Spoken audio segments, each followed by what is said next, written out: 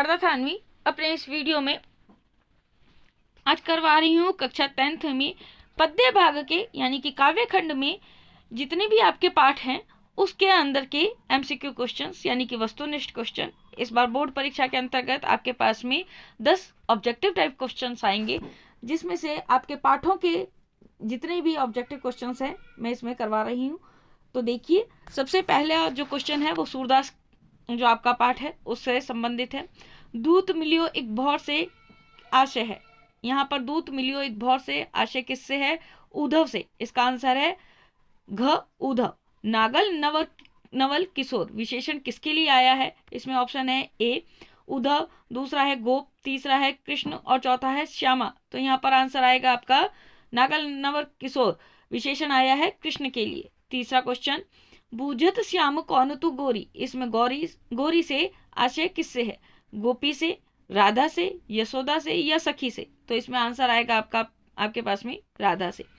मधुकर श्याम हमारे चोर, यह किसने कहा है? इसमें आंसर पहला है गोपियों ने, ख है राधा ने, ग है कृष्ण ने, घ है ब्रजवासियों ने। तो इसमें आंसर है गोपियों ने। 5 नंबर क्वेश्चन, तुमरो कहा चोरी हम लेहें, यह किसने कहा है? तो ये कहा है पहला ऑप्शन आपके पास में क है कृष्ण ने, ख है राधा ने, ग है गोपियों ने, घ है ग्वालाओं ने। तो यहाँ पर आंसर है कृष्ण ने। 6 नंबर क्वेश्चन, बूझत श्याम कौन तू गोरी। इस पद में सूरदास ने श्री कृष्ण की किस चारित्रिक विशेषता का वर्णन किया है? तो इसमें क है मृदुभाषिता, ख है मिलनसारिता, ग है क्रीड़ा प्रियता, घ है रसिकता। तो यह आंसर आएगा रसिकता। 7 नंबर क्वेश्चन, मधुकर श्याम हमारे चोर पद में मधुकर किसे कहा गया है? तो इसमें क है भौरे को, ख है उद्धव को, ग है श्री कृष्ण को, घ है गोपों को। तो इसके अंदर आंसर आएगा ख उद्धव को। चलिए 8 नंबर क्वेश्चन देखिए, संदेशनी मधुबन कूप भरे, किसके संदेशों से मथुरा के कुएं भर गए होंगे? तो यहाँ पर ये आंसर देखिए, पहला है जो आपके पास में ऑप्शन क श्री कृष्ण के, ख राधा के, ग गोपियों के, घ उद्धव के। तो आपके पास में जो आंसर आएगा वो है गोपियों के। गोपियों के संदेशों से मथुरा के कुएं भर गए होंगे। 9 नंबर क्वेश्चन, सूरदास ने राधा का स्वभाव कैसा बतलाया है? क है चंचल, ख है रसिक, ग है भोला, घ है कपटी। तो इसके अंदर आंसर है ग भोला। श्री कृष्ण गोपियों को क्या देकर मथुरा चले गए हैं? तो इसमें क है आपके पास में दुख, ख है मनमोहनी हंसी, ग है एकाकीपन, घ है विरह। तो इसमें आंसर आएगा ख मनमोहनी हंसी।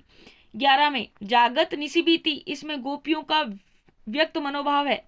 कौन सा व्यक्त मनोभाव है? आक्रोश है, खीज है, व्यथा है या विवशता है? इसमें जो आंसर है वो है व्यथा। कृष्ण की गोपियों का सर्वस्व किसने लूट लिया है? यहाँ पर क है स्वयं कृष्ण ने, ख है उद्धव ने, ग है ब्रजवासियों ने, घ है ग्वालों ने। तो इसका आंसर आएगा स्वयं कृष्ण ने। 13 नंबर क्वेश्चन, दूत मिलियो एक भोर, गोपियों ने दूत किसे कहा है? क अक्रूर जी को, ख कृष्ण जी को, ग उद्धव जी को, घ संदेश वाहकों को। तो इसमें हमारे पास में आंसर है उद्धव जी को। उद्धव ने गोपियों को संदेश दिया था। किसका संदेश दिया था? सगुण ब्रह्म की उपासना का, निर्गुण ब्रह्म की उपासना का, ग है कृष्ण की उपासना का, घ है राधा की उपासना का। तो इसके अंदर आंसर आएगा ख निर्गुण ब्रह्म की उपासना का। 15 नंबर क्वेश्चन, केवे श्याम सिखाई प्रबोधे, केवे के कहूं बीच मरे, पंक्ति में गोपियों का कौन सा मनोभाव प्रकट हुआ है? क्रोध, क्षोभ, उदासीनता या विवशता? तो इसके अंदर आंसर आएगा आपके पास में उदासीनता। तो यह हमारे पास में जो काव्य खंड में सूरदास है उसके उस अध्याय के हमारे पास में वस्तुनिष्ठ प्रश्न। अब हम करेंगे तुलसीदास के। देखिए, तुलसीदास में पहला क्वेश्चन है, तुलसीदास का जो आपके पास में पाठ है, अध्याय है, वो है परशुराम लक्ष्मण संवाद। इसमें पहला जो आपके पास में क्वेश्चन है वो है भृगुसूत्र से तात्पर्य है। तो इसमें क ऑप्शन है परशुराम, ख है विश्वामित्र, ग है लक्ष्मण, घ है राम। तो इसका आंसर है आपके पास में क परशुराम। दूसरा क्वेश्चन, रघुकुल भानु संज्ञा किस पात्र के लिए आया है? तो इसके अंदर जो आपके पास में 4 ऑप्शन है वो देखिए, राम, पहला ऑप्शन है राम, दूसरा ऑप्शन है लक्ष्मण, तीसरा ऑप्शन है विश्वामित्र, चौथा ऑप्शन है परशुराम। तो यहाँ पर आंसर है क राम के लिए। तीसरा क्वेश्चन है आपके पास में, लक्ष्मण परशुराम संवाद किस ग्रंथ से लिया गया है? तो इसके अंदर पहला ऑप्शन है आपके पास में विनय पत्रिका, ख है रामचरितमानस, ग है दोहावली, घ है कवितावली। तो इसके अंदर जो आपके पास में आंसर है वो है रामचरितमानस ख। सुनहु राम जेहि शिव धनु तोरा, यह कथन किसका है? क लक्ष्मण का, ख विश्वामित्र का, ग परशुराम का, या घ जनक का? तो यह इसके अंदर जो आंसर है आपके पास में परशुराम। पांचवा क्वेश्चन, अय मैं खांड न ऊख मैं, अजहु न बूझ अबूझ। इसमें अय मैं का क्या आशय है? अय मैं मतलब पराक्रमी, अय मैं मतलब पराक्रमी, यानी कि यहाँ पर अय मैं खांड न ऊख मैं, अजहु न बूझ अबूझ, इसका आंसर पराक्रमी होगा। 6 नंबर क्वेश्चन, तुलसीदास के काव्य की प्रमुख विशेषता कौन सी है? इसमें आपके पास में क ऑप्शन है सगुण भक्ति की श्रेष्ठता, ख है निर्गुण भक्ति का खंडन, ग है उच्च आदर्शों की स्थापना, घ है समाज व्यवस्था का दिग्दर्शन। तो इसका आंसर आएगा आपके पास में उच्च आदर्शों की स्थापना। 7 नंबर क्वेश्चन, तुलसीदास ने रामचरितमानस में मुख्य रूप से किस भाषा का प्रयोग किया है? तो इसमें क आपके पास में ऑप्शन है अवधी, ख ब्रज भाषा, ग है खड़ी बोली, घ है प्राकृत। तो इसके अंदर जो आपके पास में आंसर आएगा वो आएगा अवधी। तुलसीदास की भक्ति किस प्रकार की है? सखा भाव की, माधुर्य भाव की, वात्सल्य भाव की, या दास्य भाव की? तो इसमें आंसर आपके पास में आएगा माधुर्य भाव की। हो इहि केऊ एक दास तुम्हारा, पंक्ति में कथन किसका है? ये कथन है क लक्ष्मण का, ख राम का, ग जनक का, या घ मुनि विश्वामित्र का? तो इसके अंदर आंसर है आपके पास में राम का। काल के वशीभूत परशुराम ने किसे बताया है? क राम को, ख उपस्थित जन को, ग लक्ष्मण को, घ जनक को? तो इसके अंदर जो बताया है वो है लक्ष्मण को। परशुराम ने काल के वशीभूत किसको बताया? लक्ष्मण को। 11 नंबर क्वेश्चन, लक्ष्मण ने टूटे धनुष को कैसा बतलाया? क पुराना, ख कमजोर, ग कठोर, या घ लचीला? तो इसके अंदर बताया है कमजोर, ख है ऑप्शन कमजोर। लक्ष्मण के अनुसार सूरवीर युद्ध में क्या करते हैं? तो इसके अंदर जो है आपके पास में क है खुद की प्रशंसा, ख है खुद की वीरता का प्रदर्शन, ग है कायरता का प्रदर्शन, और घ है खुद की धीरता का प्रदर्शन। तो इसके अंदर आंसर आएगा बच्चों ख, यानी कि खुद की वीरता का प्रदर्शन। 13 नंबर क्वेश्चन, लक्ष्मण के अनुसार किसका ऋण बाकी रह जाने के कारण परशुराम के मन में चिंता थी? तो यहाँ पर क ऑप्शन है पिता की, ख है माता की, ग है गुरु भाई की, घ है गुरु की। तो यहाँ पर आपके पास में है गुरु की, गुरु के जो ऋण था उसकी चिंता थी। 14 नंबर क्वेश्चन, सभा में उपस्थित जनों ने अनुचित बताया किसको? राम की विनम्रता को, ख परशुराम के क्रोध को, ग लक्ष्मण द्वारा अपशब्द बोलने को, घ जनक के शांत रहने को? तो यहाँ पर ग आएगा, लक्ष्मण द्वारा अपशब्द बोलने को सभा में उपस्थित जनों ने अनुचित बताया। 15 नंबर, परशुराम की सबसे प्रमुख विशेषता थी, क्या थी? बाल ब्रह्मचारी, क्रोधी, अहंकारी, या क्षत्रिय विनाशक? तो इनकी प्रमुख विशेषता थी क्षत्रिय विनाशक। उन्होंने बहुत बार पृथ्वी को क्षत्रियों से विहीन कर दिया था। तो ये हुए हमारे पास में तुलसीदास के वस्तुनिष्ठ प्रश्न। अब हम आगे करेंगे जयशंकर प्रसाद के। चलिए हम प्रारंभ करते हैं जयशंकर प्रसाद, जिनके द्वारा रचित जो प्रभु कविता है वो आपके पाठ्यक्रम में सम्मिलित है। तो प्रभु कविता के जितने भी एमसीक्यूज हैं और जयशंकर प्रसाद के जीवन परिचय से जितने संबंधित हैं वो क्वेश्चन इसमें आ रहे हैं। जयशंकर प्रसाद का जन्म हुआ क है 1880 ईस्वी में, ख है 1889 ईस्वी में, ग है 1888 ईस्वी में, या घ है 1890 में? तो यहाँ पर आंसर आएगा ख 1889। दूसरा क्वेश्चन, जयशंकर प्रसाद द्वारा संपादित पत्रिका का नाम है? क है प्रभा, ख माधुरी, ग सरस्वती, घ है इंदु। तो यहाँ पर आंसर आएगा आपके पास में इंदु। जयशंकर प्रसाद को अग्रणी कवि माना जाता है। कौन से वाद का अग्रणी कवि माना जाता है जयशंकर प्रसाद को? इनके ऑप्शन देखिए जयशंकर प्रसाद को किसका अग्रणी कवि माना जाता है? क आएगा प्रयोगवादी, ख आएगा छायावादी, ग आएगा रहस्यवादी, घ आएगा प्रगतिवादी। तो इसके अंदर आएगा छायावादी। छायावाद के वो अग्रणी कवि थे। 4 नंबर क्वेश्चन, जयशंकर प्रसाद द्वारा रचित श्रेष्ठ महाकाव्य है आंसू, चित्राधार, कामायनी लहर। मैं ये बता दूं आपको बच्चों, ये चारों के चारों ही जयशंकर प्रसाद के काव्य हैं, लेकिन यहाँ पर क्वेश्चन है श्रेष्ठ महाकाव्य है, तो जयशंकर प्रसाद द्वारा रचित केवल एक ही महाकाव्य है, वो है कामायनी। बहुत ध्यान रखने योग्य बात है ये। 5 नंबर क्वेश्चन, ईश्वर की दया का प्रसार कहाँ दिखाई देता है? क है संसार में, ख है चांदनी में, ग है सागर में, घ है नदियों में। तो यहाँ पर आंसर है आपके पास में सागर में। 6 नंबर क्वेश्चन, असीम उपवन के तुम हो माली, यह कौन बता रहा है? तो यहाँ पर क है धरती, ख है सागर, ग चंद्रिका, घ है महिया। तो यहाँ पर आंसर है आपके पास में क धरती। 7 नंबर क्वेश्चन, प्रभु कविता में कवि ने ईश्वर को बताया है? क चंद्रमा बताया है, ख सूर्य बताया है, ग तारे बताया है, या घ चांदनी बताया है? तो यहाँ पर आंसर आएगा आपके पास में ख सूर्य। प्रभु कविता में कवि ईश्वर के दर्शन कर रहा है? क प्रकृति में, ख चांदनी में, ग प्रकृति के दृश्यों में, घ संपूर्ण सृष्टि में। तो यहाँ पर आंसर आएगा आपके पास में चांदनी में। कवि के अनुसार ईश्वर के आह्लाद को व्यक्त करता है, कौन व्यक्त करता है? प्रकाश की शक्ति एवं व्यापकता, समुद्र की लहरों की असंख्य तारे, चंद्रमा की विशाल किरणें, या नदियों का कलकल निनाद। तो यहाँ पर आंसर आएगा नदियों का कलकल निनाद। 10 नंबर क्वेश्चन, कवि ने ईश्वर को कहा है? सर्वव्यापी, ख अनादि, ग न्यायकर्ता, घ दुखहर्ता। तो इसके अंदर आंसर है आपके पास में अनादि। 11 नंबर क्वेश्चन, दयानिधि किसे कहा गया है? आकाश को, पृथ्वी को, ईश्वर को, या सूर्य को? तो यहाँ ऑप्शन आएगा आपके पास में सी, ईश्वर को। ईश्वर की अनुपम छवि का बोध किसमें हो जाता है?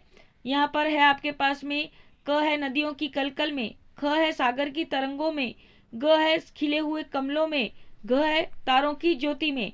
तो ये आंसर है आपके पास में तारों की ज्योति में। तो ये हमने पढ़े हैं अभी प्रभु कविता के क्वेश्चंस, सारे के सारे जयशंकर प्रसाद द्वारा रचित। इसके आगे हम पढ़ेंगे सूर्यकांत त्रिपाठी द्वारा रचित, सूर्यकांत त्रिपाठी निराला द्वारा रचित कविता के एमसीक्यू यानी कि वस्तुनिष्ठ क्वेश्चन।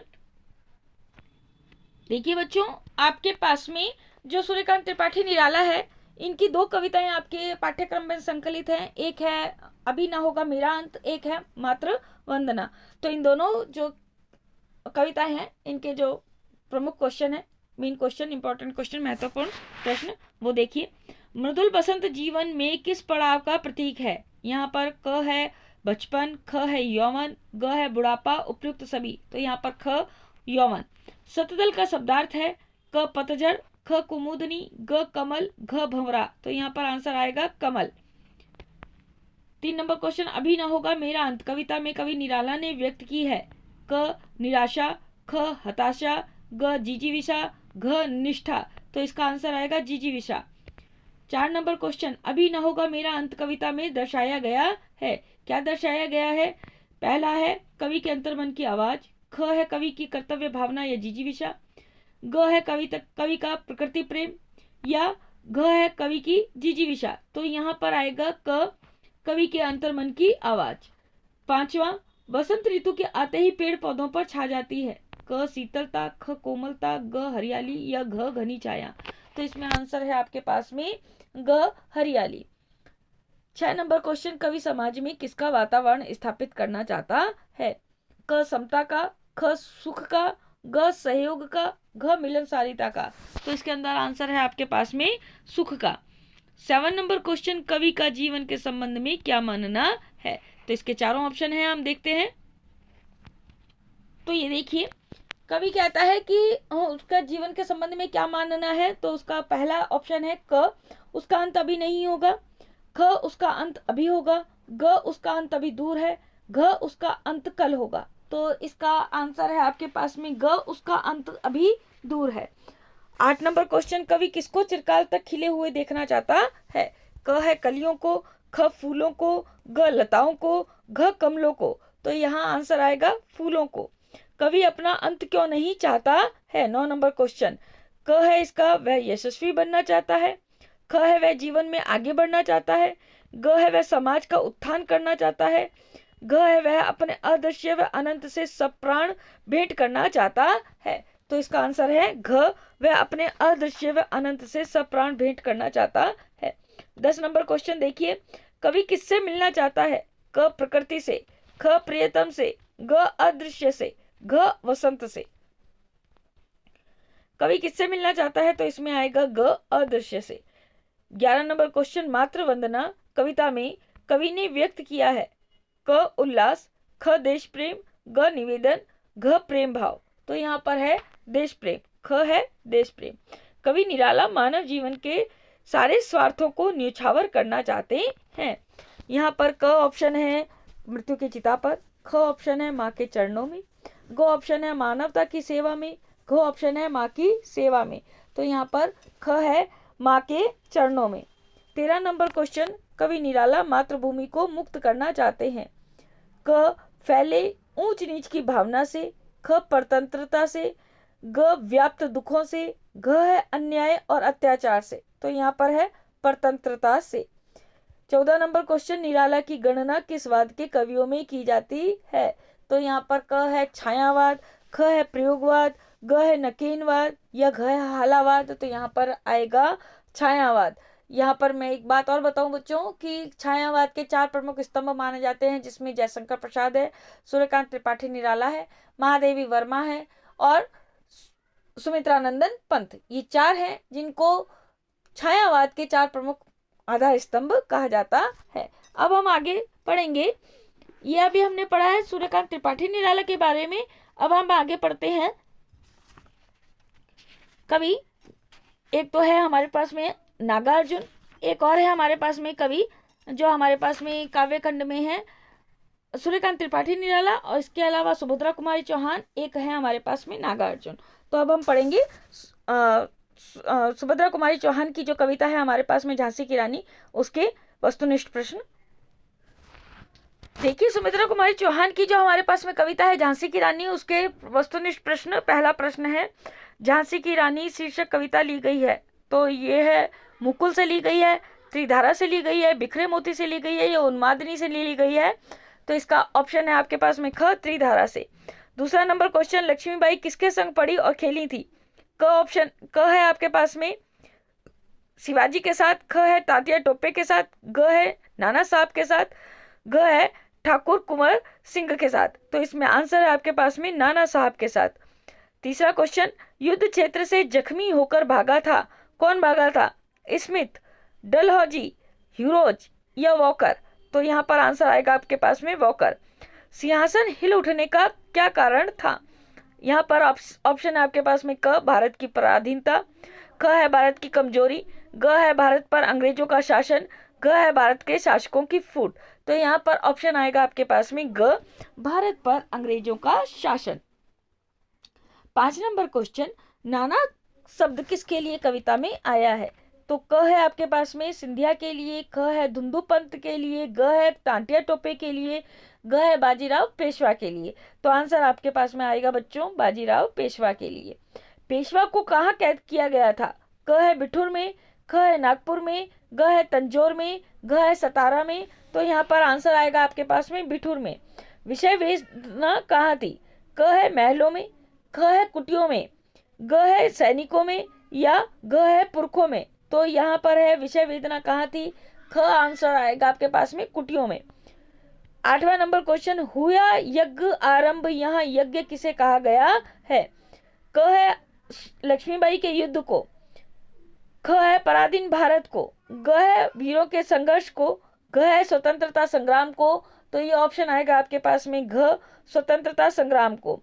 कवयित्री ने किसे महायज्ञ कहा है? क स्वतंत्रता की प्राप्ति को, ख वीरों की आहुति को, ग देशवासियों की एकता को,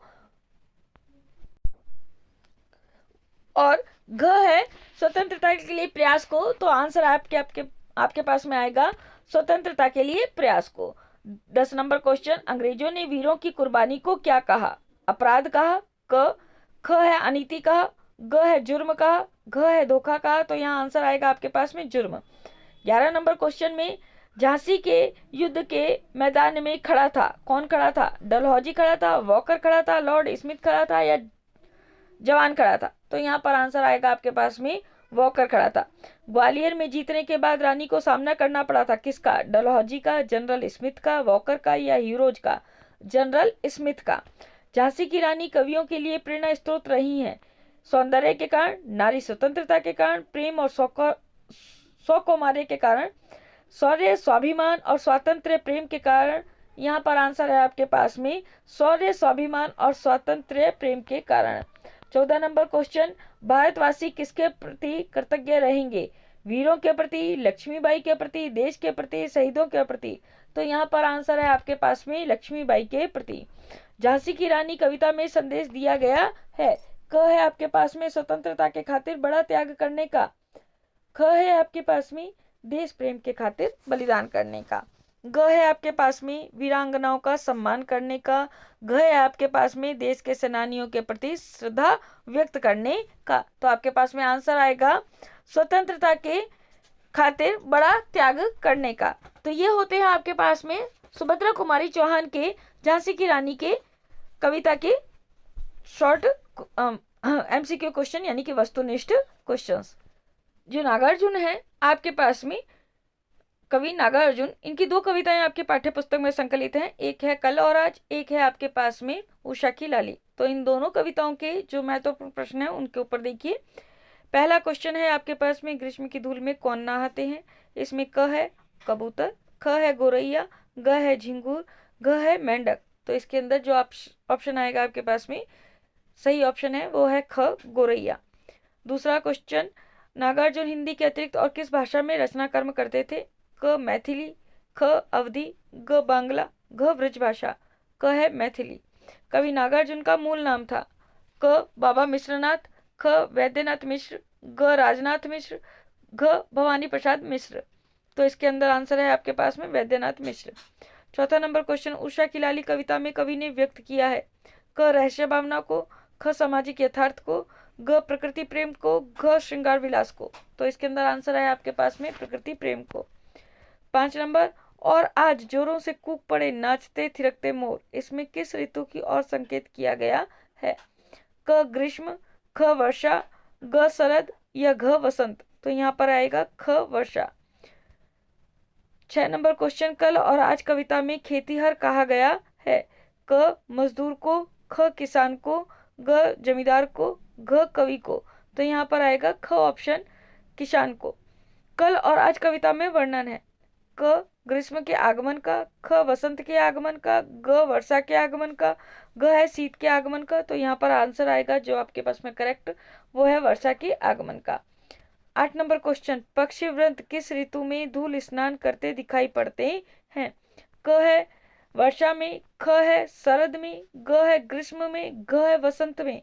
तो यहाँ पर आएगा आपके पास में ग्रीष्म में। ग्रीष्म ऋतु में पक्षी धूल स्नान करते दिखाई देते हैं। 9 नंबर क्वेश्चन, खेतों की माटी किस ऋतु में पथरा जाती है? क शीत ऋतु में पथरा जाती है, ख वर्षा ऋतु में, ग वसंत ऋतु में या ग्रीष्म ऋतु में। तो इसमें आंसर आएगा आपके पास में ग्रीष्म ऋतु में। कल और आज कविता में सजीव अंकन हुआ है किस किस ऋतु का? ग्रीष्म ऋतु का, वर्षा ऋतु का, शरद ऋतु का या ऋतु चक्र का?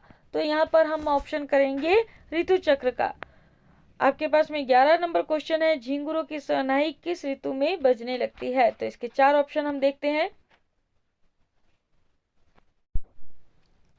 तो देखिए इसके अंदर जो झिंगुरों की शहनाई कब बजती है या झिंगुरों की शहनाई कब सुनाई देती है? तो इसमें क ऑप्शन है आपके पास में ग्रीष्म में, ख है वर्षा में, ग है शीत में या घ है वसंत में। तो इसके अंदर है आपके पास में सही ऑप्शन है वर्षा में। 12 नंबर क्वेश्चन, आज आ गई वापस जान किस में आ गई है? मोरों में आ गई है, मेंढकों में आ गई है, झिंगुरों में आ गई है, धूप की सिराओं में आ गई है। तो आंसर आपके पास में आएगा धूप की सिराओं में। 13 नंबर क्वेश्चन और लास्ट क्वेश्चन, कवि अपलक क्या देखता रह गया? क उषा की लाली को, ख कनक शिखर को, ग शिशु रवि की बदली छवि को, घ है परिवेश की स्वर्णिम आभा को। तो यहाँ पर आपके पास में आंसर आएगा शिशु रवि की बदली छवि को। तो ये हुए हमारे पास में आपके काव्य खंड में जितने भी कवि थे और उनकी जितनी रचनाएं थी उनके एमसीक्यू क्वेश्चन यानी कि वस्तुनिष्ठ प्रश्न। अगर फ्रेंड्स आपको मेरा वीडियो पसंद आया है तो प्लीज़ लाइक, कमेंट और शेयर करना ना भूलें। कमेंट करके भी बताएं कि क्या कमी है वीडियो में ये भी, और क्या आपको अच्छा लगा ये भी। और चैनल को सब्सक्राइब करना बिल्कुल भी नहीं भूलना, जिसके लिए आपको स्क्रीन पर दिए गए बेल आइकन को दबाना है। तो आज के लिए धन्यवाद और नमस्कार।